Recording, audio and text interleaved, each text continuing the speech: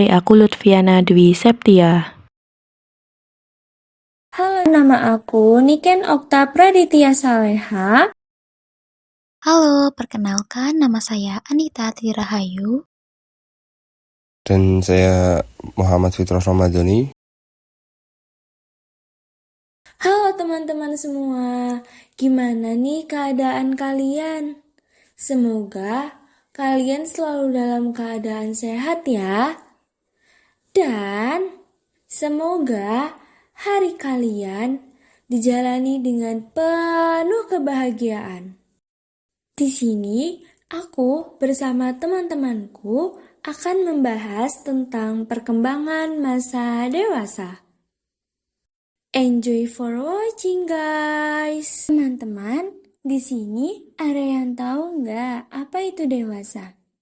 Jadi, menurut Harlock, tahun 1990 mendefinisikan dewasa sebagai fase dalam kehidupan ketika seseorang telah mencapai pertumbuhan penuh dan stabil secara fisik, emosional, serta sosial.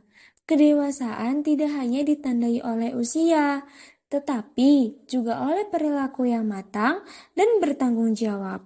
Batasan usia pada masa dewasa menurut para ahli psikologi perkembangan dibagi menjadi 3. Yang pertama ada dewasa awal.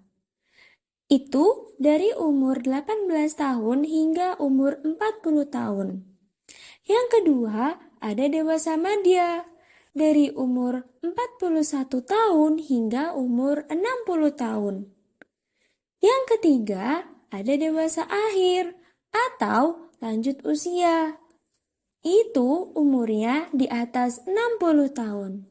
Menurut Mapiare, tahun 1983, batasan memasuki usia dewasa ini dapat ditinjau dari yang pertama, itu ada dari segi hukum. Bila orang dewasa itu dapat dituntut tanggung jawabnya atas perbuatannya. Yang kedua, itu dari segi pendidikan. Bila mencapai kemasakan seperti kognitif, afektif, dan psikomotorik sebagai hasil ajar. Yang ketiga, itu dari segi biologis. Bila keadaan pertumbuhan dalam ukuran tubuh telah mencapai kekuatan maksimal serta siap berproduksi. Yang terakhir, itu ada dari segi psikologis. Bila ditinjau dari status keadaan dewasa telah mengalami kematangan atau biasa disebut maturity. Teman-teman, masa dewasa mempunyai ciri khas perkembangan loh. Nah, pada masa dewasa awal, ciri khas yang pertama itu usia reproduktif. Reproduktivitas atau masa kesuburan sehingga siap menjadi ayah atau ibu dalam mengasuh atau mendidik anak. Yang kedua, itu usia memantapkan letak kedudukan. Artinya, mantap dalam pola-pola hidup, misalnya dalam dunia kerja, perkawinan, dan memainkan perannya sebagai orang tua. Yang ketiga, usia banyak masalah. Persoalan yang pernah dialami pada masa lalu mungkin berlanjut, serta adanya problem baru yaitu yang berhubungan dengan rumah tangga, hubungan sosial, keluarga, pekerjaan, dan faktor kesempatan. Demikian pula faktor dari internal. Yang keempat, terakhir nih teman-teman, usia tegang dalam emosi. Mengalami ketegangan emosi yang berhubungan dengan persoalan-persoalan yang dihadapi, misalnya persoalan jabatan, karir, perkawinan, keuangan, hubungan sosial atau saudara, teman, dan kenalan. Teman-teman, kita lanjut ke fase dewasa madya. Ciri khas yang pertama itu ialah masa yang ditakuti. adanya perubahan yang menuju kemunduran atau bahasa Inggrisnya the change of life, dan merasa terancam sehingga menimbulkan rasa takut, merasa tersingkir dan terabaikan, kesehatan dan karirnya merasa terancam juga, bahkan merasa tidak menarik lagi. Yang kedua, itu masa transisi teman-teman. Transisi mengalami kemunduran untuk pria. Ada perubahan dalam kejantanan atau virility.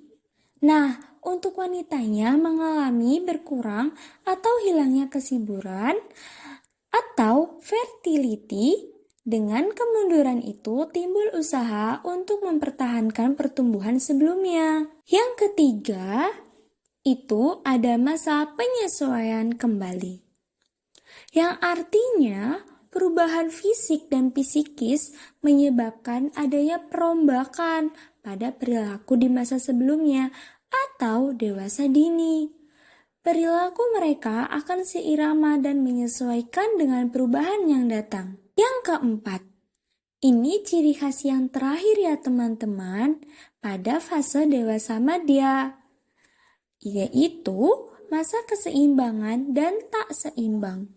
Apa itu maksudnya? Jadi, yang dialami oleh mereka yang berusia setengah umur namun masih mengalami kegoncangan dalam penyesuaian diri, jadi mereka mengalami equilibrium maupun disequilibrium di dalam dirinya maupun dalam hubungannya dengan orang sekitar. Pada fase dewasa akhir juga memiliki ciri khas perkembangan loh, yaitu pada masa ini umumnya manusia sudah mulai sadar serta banyak menaruh perhatian pada kehidupan religiusnya.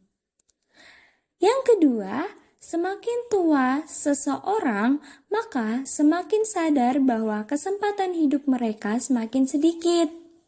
Sehingga mereka cenderung lebih banyak melakukan aktivitas beribadah dan mendekatkan diri kepada Tuhan.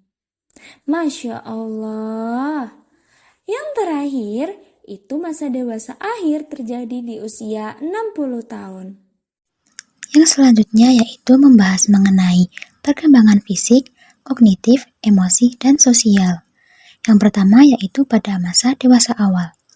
Puncak kemampuan fisik individu dicapai antara usia 18 sampai 30 tahun yang diikuti dengan kesehatan yang baik. Beberapa hal yang harus diperhatikan pada usia ini adalah nutrisi dan pola makan, olahraga, serta ketergantungan terhadap suatu obat. Hal ini menjadi titik perhatian sendiri karena sangat mempengaruhi keadaan kesehatan pada usia selanjutnya. Karena secara umum, perlambatan dan penurunan fisik mulai terjadi sejak usia akhir dewasa awal. Yang selanjutnya yaitu masa dewasa madya. Pada masa ini, daya akomodasi mata mengalami penurunan tajam pada usia 40-59 tahun.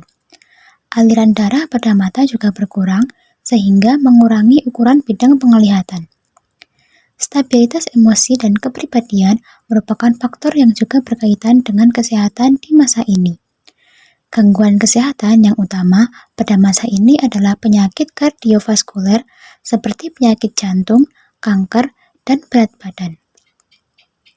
Pada wanita di masa ini secara umum terjadi menopause sebagai tanda berhentinya kemampuan melahirkan anak yang biasanya datang pada usia akhir 40-an atau awal 50-an.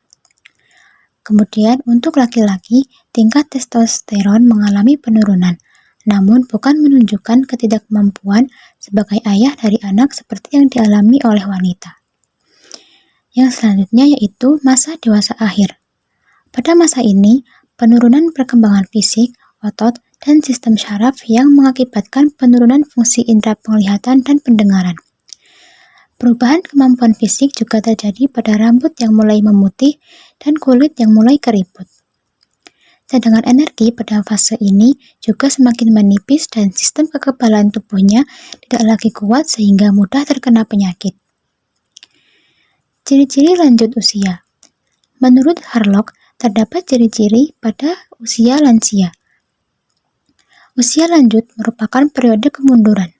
Kemunduran pada lansia sebagian datang dari faktor fisik dan faktor psikologis. Lansia memiliki status kelompok minoritas. Lansia memiliki status kelompok minoritas karena sebagai akibat dari sikap sosial yang tidak menyenangkan terhadap lansia dan diperkuat oleh pendapat-pendapat klise yang jelek terhadap lansia. Kemudian, adanya penyesuaian yang buruk pada lansia. Perlakuan yang buruk terhadap lansia cenderung mengakibatkan lansia mengembangkan konsep diri yang buruk. Kemudian, ada penuaan. Penuaan dibagi menjadi dua, yaitu ada penuaan primer dan penuaan sekunder. Penuaan primer adalah proses kemunduran tubuh gradual tak terhindarkan yang dimulai pada masa awal kehidupan dan terus berlangsung selama bertahun-tahun terlepas dari orang-orang lakukan untuk menundanya. Kemudian, penuaan sekunder adalah hasil penyakit, kesalahan, dan penyalahgunaan faktor-faktor yang sebenarnya dapat dihindari dan berada dalam kontrol seseorang. Dengan memilih makanan dan menjaga kebugaran tubuh sepanjang masa dewasa, banyak orang yang dapat menunda efek sekunder dari penuaan. Kemudian selanjutnya ada perkembangan kognitif menurut Sihai. Di sini ada beberapa tahapan atau stage. Yang pertama ada tahapan mencari preatasi atau achieving stage. Apa sih achieving stage itu? Achieving stage adalah fase di mana individu dewasa awal mendapatkan pengetahuan, keahlian, dan intelektualitas melalui jalur pendidikan. Kemudian yang B, tahap tanggung jawab atau responsibility stage. Apa sih itu? Responsibility stage adalah fase perkembangan kognitif pada orang dewasa yang terjadi pada akhir usia 30 hingga awal usia 60-an.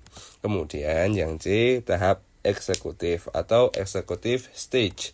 Apa sih itu? Executive stage adalah tahapan perkembangan pada orang dewasa. Tahapan yang di sini adalah seperti terjadinya pada dewasa parubaya atau dewasa tengah yang mulai bertanggung jawab terhadap kehidupan sosialnya. Kemudian yang D itu ada tahapan reintegrative stage atau di sini tuh tahapan dalam perkembangan manusia yang terjadi pada masa lansia.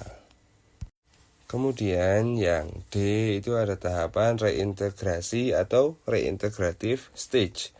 Di sini tahapan ini adalah tahapan dalam perkembangan manusia yang terjadi pada masa lansia. Selanjutnya ada perkembangan emosi dan sosial. Di tahap dewasa awal ini ada beberapa perkembangan emosi dan sosial. Yang pertama ada kestabilan emosi. Apa sih yang dimaksud kestabilan emosi? Kestabilan emosi bagaimana cara kita mengatur emosi kita agar bisa terkontrol oleh diri kita sendiri. Kemudian yang kedua ada pengelola stres. Kita harus memikirkan cara bagaimana kita tuh tidak memikirkan hal-hal yang seharusnya kita tidak pikirkan supaya kita tidak mudah stres. Kemudian yang ketiga ada kematangan emosional. Kematangan emosional sendiri adalah seperti kita harus tahu keadaan di mana kita harus emosi. Emosi yang dimaksud adalah kita harus emosi yang sedih atau yang benar-benar marah atau yang terharu atau yang seperti apa. Kemudian yang keempat ada hubungan interpersonal. Hubungan interpersonal ini adalah bagaimana cara kita di dewasa awal ini untuk mencari koneksi atau channel lah segala macam untuk meningkatkan hubungan kita dengan orang lain di sekitar kita. Kemudian kelima, peran sosial. Di peran sosial ini kita harus mengerti apa yang kita harus lakuin di masa dewasa awal ini. Kemudian yang keenam ini ada pengembangan hubungan dengan keluarga. Yang dimaksud pengembangan hubungan dengan keluarga adalah di dewasa awal ini kita harus lebih mengerti apa yang ada di keluarga kita seperti apa sih karakter-karakter orang-orang yang berada di keluarga kita, supaya kita bisa tahu dan bisa ngontrol jika memang omongan mereka yang memang tajam atau yang seperti apa. Kita harus tahu perkembangan dari keluarga kita sendiri, seperti itu. Kemudian di dewasa madya, yang pertama ada pernikahan dan cinta. Seperti yang kita ketahui, manusia juga perlu pasangan yang tepat buat diri kita masing-masing. Kemudian yang kedua ada sindrom sarang kosong. Apa sih sindrom sarang kosong itu? Sindrom sarang kosong adalah perasaan sedih, hampa, atau kesepian yang dialami oleh kita ketika anak-anak kita pindah dari rumah, atau kita tuh seperti merasa sepi gitu di rumah tanpa ada mereka. Itulah yang dimaksud dengan sindrom sarang kosong.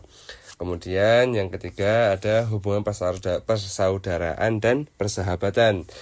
Kita juga harus menjalin hubungan persaudaraan dengan orang-orang sekitar kita, atau misal tetangga kita, juga dari sahabat-sahabat kita yang dulu mungkin di sekolah atau di masa kuliah gitu, seperti itu.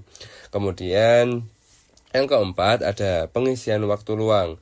Jadi supaya kita tidak merasa sendiri atau merasa hampa atau merasa kosong, kita tuh harus meluangkan waktu kita. Meluangkan waktu seperti kita bisa berolahraga atau lari atau kayak renang atau kayak berbincang dengan tetangga-tetangga kita atau main catur lah biasanya orang-orang di dewasa madya ini lakuin.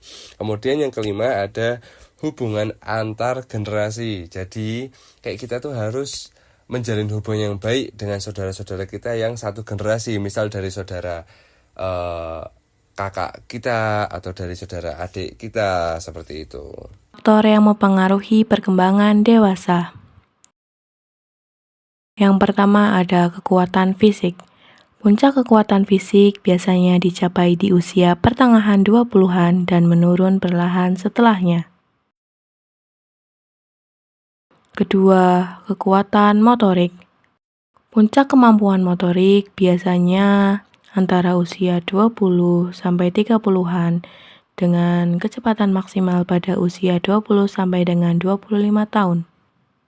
Selanjutnya, kekuatan mental.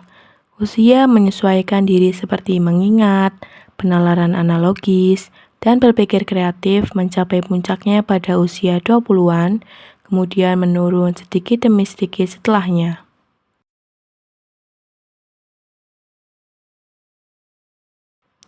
Motivasi. Remaja yang memasuki usia dewasa termotivasi untuk diakui sebagai individu yang mandiri oleh kelompok sosialnya. Model peran. Ketika berinteraksi dan menjalankan peran tugas, perkembangan, dan mendapatkan contoh perilaku yang sesuai dengan norma masyarakat. Kemudian di sini ada tantangan dan peluang masa dewasa. Di sini ada beberapa tahapan dalam tantangan dan peluang masa dewasa ini. Yang pertama itu ada tanggung jawab keluarga. Jadi kita harus bertanggung jawab atas keluarga kita, apalagi kan kita yang cowok-cowok ini gitu kan, jadi andalan para keluarga.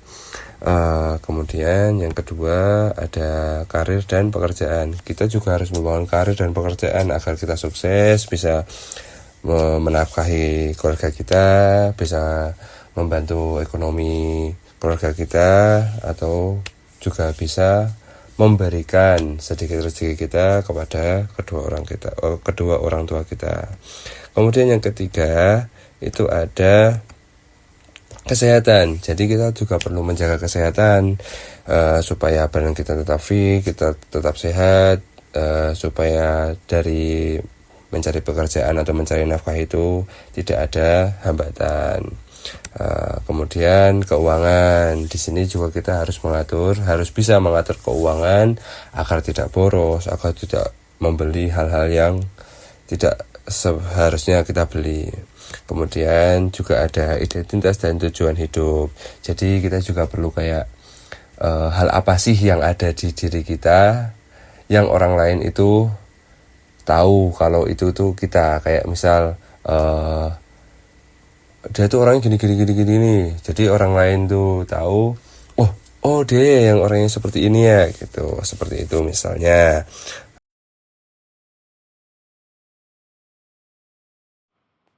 Apapun nanti hasilnya, banggalah terhadap setiap proses yang kamu lalui. Hargai dirimu yang terus berusaha menjadi lebih baik. Tidak semua usaha itu dipermudah, tapi semua yang berusaha pasti akan berubah. Orang yang berhasil akan mengambil manfaat dari kesalahan-kesalahan yang ia lakukan dan akan mencoba kembali untuk melakukan dalam suatu cara yang berbeda. Pelan-pelan, satu persatu. Gak semua keinginan harus terkabul dalam satu waktu. Gimana?